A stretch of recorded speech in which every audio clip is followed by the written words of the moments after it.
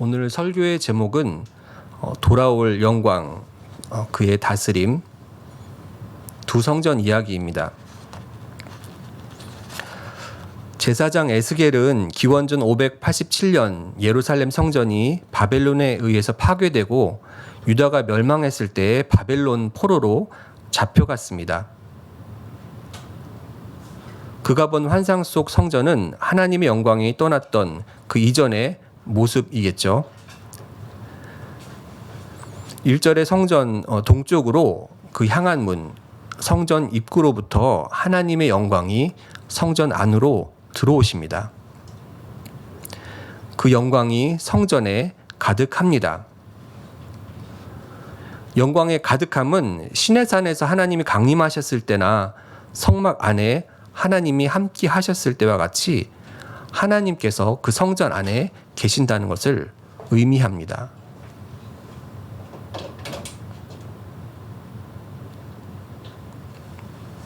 에스겔서 10장 하나님의 영광이 성전을 떠났던 것은 이 성전에 죄악이 가득했기 때문입니다.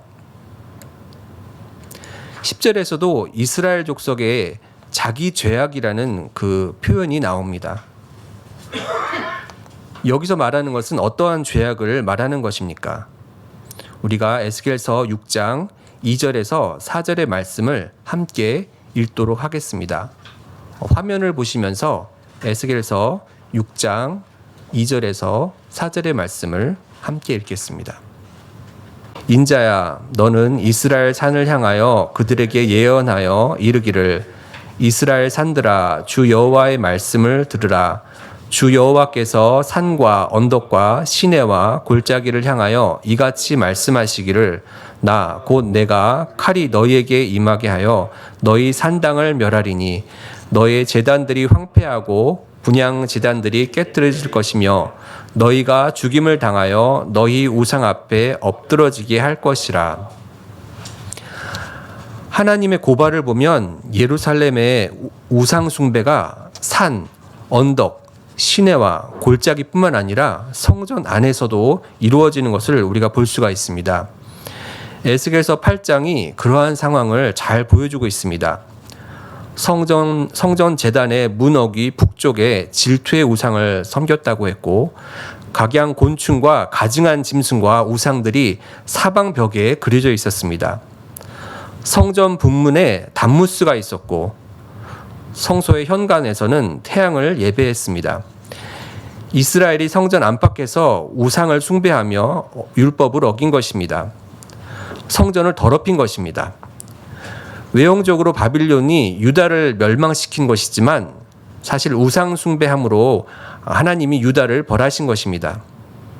그렇게 성전을 떠나신 하나님이 다시 성전으로 들어오심은 이스라엘의 회복을 의미하는 것입니다. 우리가 방금 읽었던 10절에 형상을 측량한다는 그러한 표현이 있습니다. 이것은 성전의 모형을 측량한다는 그러한 의미입니다. 에스겔서 40장에서 42장까지 반복되는 이 측량하다라는 히브리어 단어 마다라는 그러한 표현이 나오는데 이것은 말 그대로 땅과 건축물의 길이와 크기를 재는 것입니다.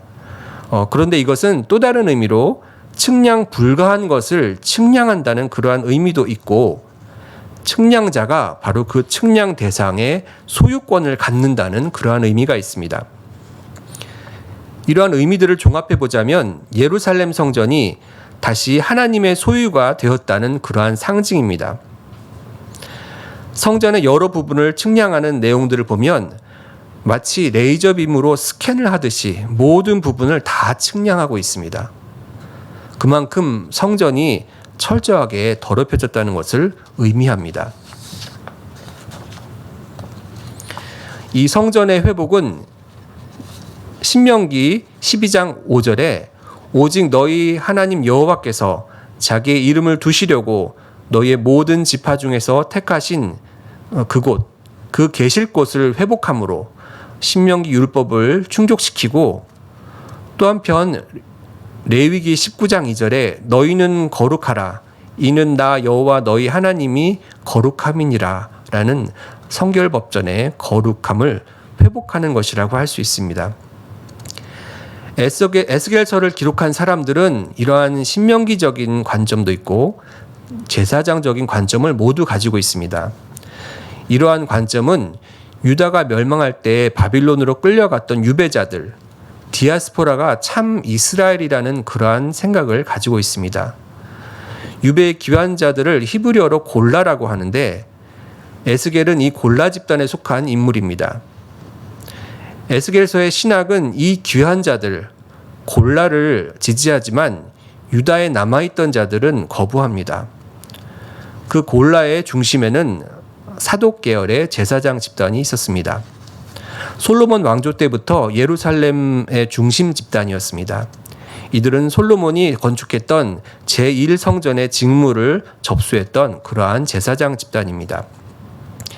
에스겔서에서 하나님의 영광이 떠났던 솔로몬 성전, 제1성전의 모습은 어떠했을까요? 우리 화면을 한번 보시도록 하겠습니다. 화면을 좀 띄워주시죠. 성전 입구 계단을 올라가서 성전 안뜰 중앙에 보시면 놋대, 즉 청동단을 맞이할 수가 있습니다. 봉헌식에서 솔로몬의 기도가 바로 여기에서 이루어졌습니다. 그 앞에 보면은 커다란 놋제단, 청동제단이 자리합니다. 번제와 희생물을 태우는 그러한 단입니다. 큰 안뜰 둘레에는 골방들이 있습니다. 그곳에는 각종 기물, 이것을 놓는 창고가 있고 문서도 보관하고 교육도 이루어지고 또 공방의 공간으로도 사용되기도 합니다. 청동제단 왼쪽에는 청동으로 부어 만든 바다가 있습니다. 황소 12마리가 지지하고 있죠. 그리고 성전 주변에는 놋술의 10개가 둘러쳐져 있습니다. 제단과 바다를 지나면 성전 주랑, 즉 현관이 나오는데 오른쪽에는 야긴, 왼쪽에는 보아스 기둥이 보이실 것입니다. 기둥 끝에 백화파 형상이 있습니다. 성전 건물 옥상을 보시면 거기에 방들이 있는데 이 방들도 여러 다양한 용도로 쓰입니다. 성전 안을 보시면은 성소 공간, 외소에 도착합니다. 외소와 내소로 나뉘는데 내소가 지성소입니다. 이 모두가 다 금으로 도금된 백향목 벽이 있습니다. 그 벽에는 그룹들과 종류와 핀 꽃 형상들이 아로 새겨져 있습니다. 그리고 지성소에는 도금된 커다란 두 그룹의 날개가 펼쳐져 있습니다. 그리고 그 아래 언약궤가 안치됩니다.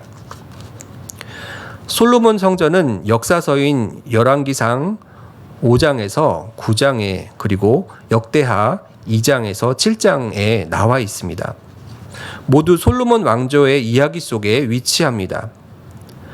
성전은 다윗과 솔로몬의 통일 왕조 그리고 그 후에 분열된 남북 왕조의 평가에 근거가 됩니다. 역대기서는 유다 왕조만 다루고 성전 중심으로 왕조를 긍정하지만 열왕기서에서는 남북 왕조의 그 왕들의 치세를 율법에 근거해서 선하거나 악하다라고 평가합니다. 그러므로 솔로몬 성전은 솔로몬 왕조에 대한 역사서의 평가와 별개로 이해할 수가 없습니다. 신명기 12장 5절에서 6절은 이런 평가의 기준을 잘 보여줍니다. 우리 함께 말씀을 읽겠습니다. 오직 너희의 하나님 여호와께서 자기 이름을 두시려고 너희의 모든 지파 중에서 택하신 곳인 그 계실 곳으로 찾아 나아가서 너희의 번제와 너희의 제물과 너희의 11조와 너희의 손의 거제와 너희의 서원제와 낙헌 예물과 너희 소와 양의 처음 난 것들을 너희로 그리로 가져다 드리고. 이 기준으로 보자면 제사를 위한 유일한 합법 장소는 예루살렘 성전입니다. 성소가 중앙화, 단일화된 것입니다. 공식 지정이 아닌 다른 산당의 제단은 허용될 수가 없습니다. 에스겔서 6장 1절에서 4절에 고발된 것처럼 야훼의 산당과 제단을 우리가 방금 전에 읽었습니다. 솔로몬 성전의 건축 이전까지 이스라엘의 제사는 성막에서 이루어졌습니다. 역사서의 내용을 보면 성막이 가나안 정착 이후에 실로 성소로 옮겨지고 또 언약궤가 블레셋에게 빼앗겼다가 성막과 분리된 채 아미나답의 집에 안치되기도 했습니다. 역대하 16장 39절에서 40절 그리고 21장 29절을 보면 성막이 기브온 산당에서 위치했다가 성전 봉헌 이후에 언약궤와 성막 그리고 모든 기물들이 각각 성전 안에 안치됩니다. 성막이 성전 안에 안치되는 것은 상징적으로 솔로몬 왕조가 과거의 성막 제도를 성전 제도 안으로 흡수해서 이스라엘의 신앙을 지속시킨다는 그러한 의미가 있습니다. 솔로몬의 성전이 이제 성막을 대신한다는 그러한 의미입니다. 이러한 상징성은 솔로몬 왕조뿐만 아니라 다윗 왕조의 신앙적인 우위 그리고 이 왕조의 적법성을 보장하는 그러한 것입니다. 그런데 열왕기상 8장 46절에서 53절에 솔로몬이 성전 봉헌 중에 여호와의 제단 앞에서 기도하는 그런 내용을 기도 내용에 이러한 내용들이 있습니다. 우리 말씀을 보시면서 교독하도록 하겠습니다. 열왕기상 8장 46절에서 53절입니다. 범죄하지 아니하는 사람이 없사오니 그들이 주께 범죄함으로 주께서 그들에게 진노하사 그들을 적국에 넘기심에 적국이 그들을 사로잡아 원군을 막론하고 적국의 땅으로 끌어간 후에 그들이 사로잡혀간 땅에서 스스로 깨닫고 그 사로잡은 자기의 땅에서 돌이켜 주께 간구하기를 우리가 범죄하여 반역을 하였다 악을 지었나이다 하며 자기를 사로잡아간 적국의 땅에서 온 마음과 온 뜻으로 주께 돌아와서 주께서 그들의 조상에게 주신 땅 곧 주께서 택하신 성읍과 내가 주의 이름을 위하여 건축한 성전에 있는 쪽을 향하여 주께 기도하거든 주는 계신 곳 하늘에서 그들의 기도와 간구를 들으시고 그들의 일을 돌아보시며 주께 범죄한 백성을 용서하시며 주께 범한 그 모든 허물을 사하시고 그들을 사로잡아간 자 앞에서 그들로 불쌍히 여김을 얻게 하사 그 사람들로 그들을 불쌍히 여기게 하옵소서. 그들은 주께서 철풀무와 같은 애굽에서 인도하여 내신 주의 백성 주의 소유가 됨이니이다.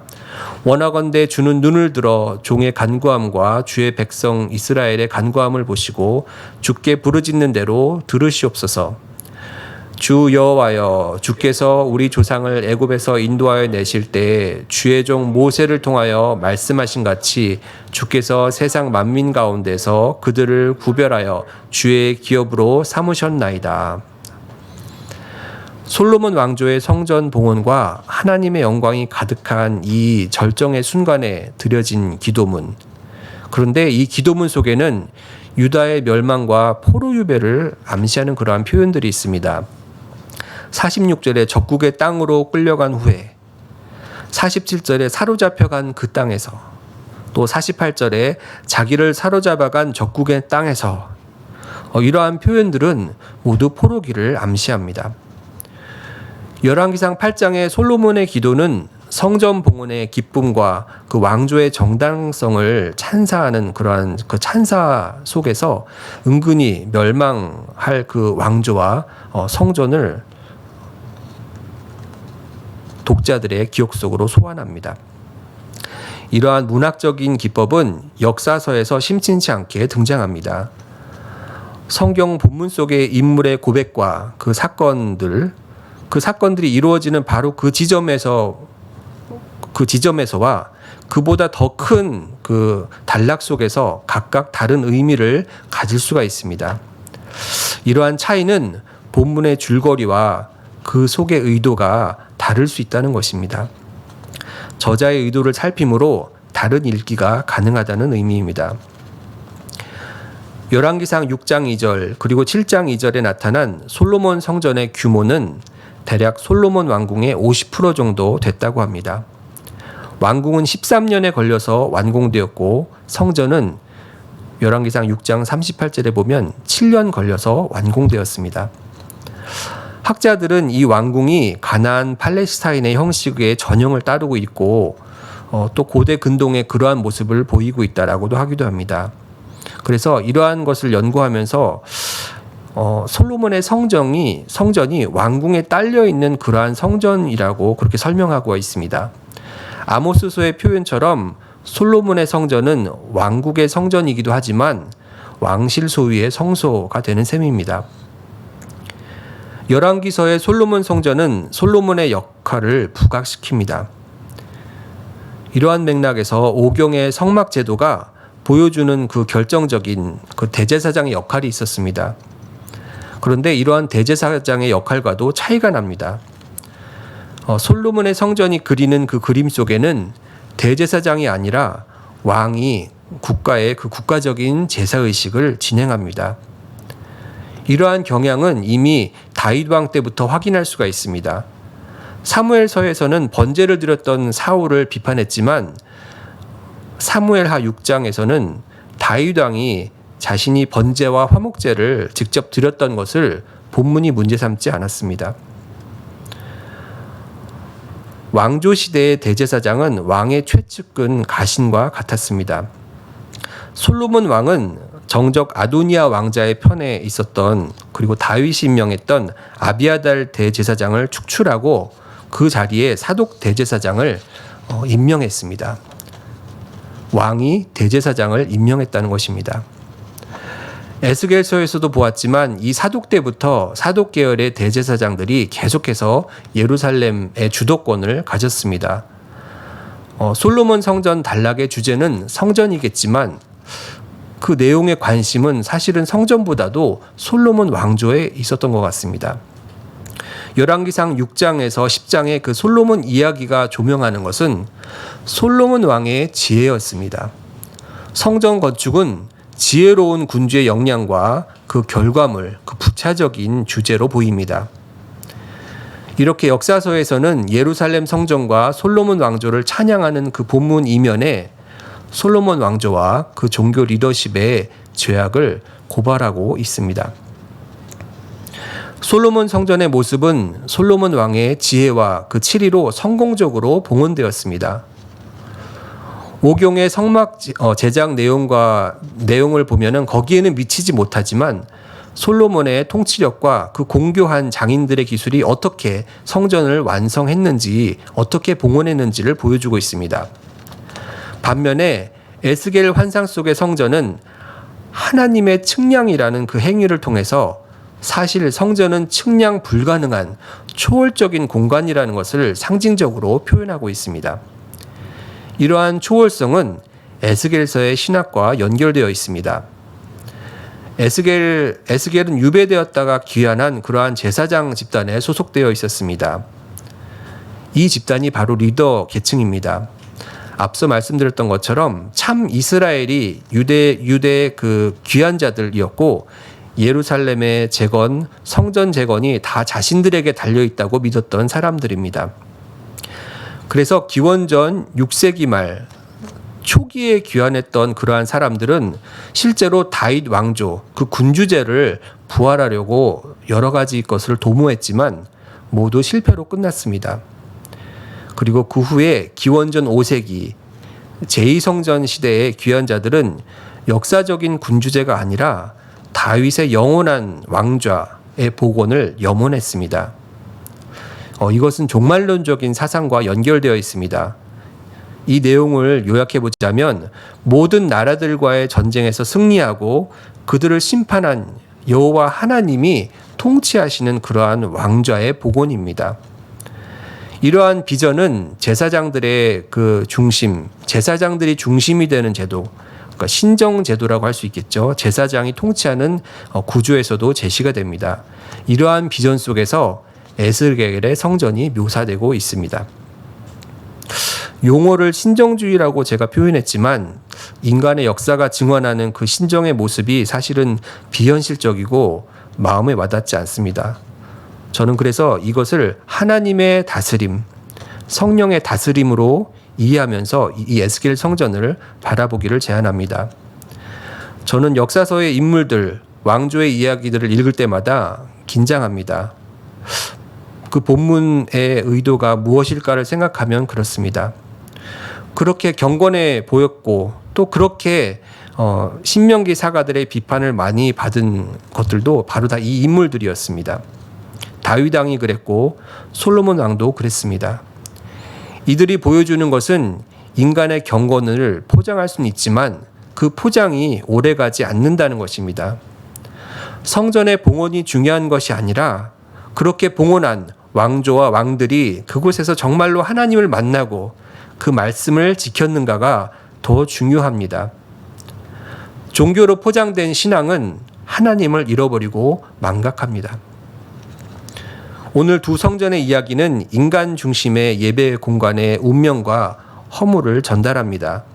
하지만 또 한편으로는 그 영광스러운 지속이 하나님의 다스림, 하나님이 주인 되심에 달려있다라는 그러한 선명한 답을 줍니다. 주님의 오심을 대망하는 대림절 주기에 나의 경건과 예배가 어떠해야 하는가를 오늘 말씀을 통해서 발견하는 저와 여러분이 되시기를 축원합니다. 이 시간 함께 말씀을 생각하면서 기도하도록 하겠습니다. 같이 침묵으로 이 시간 함께 기도하시겠습니다.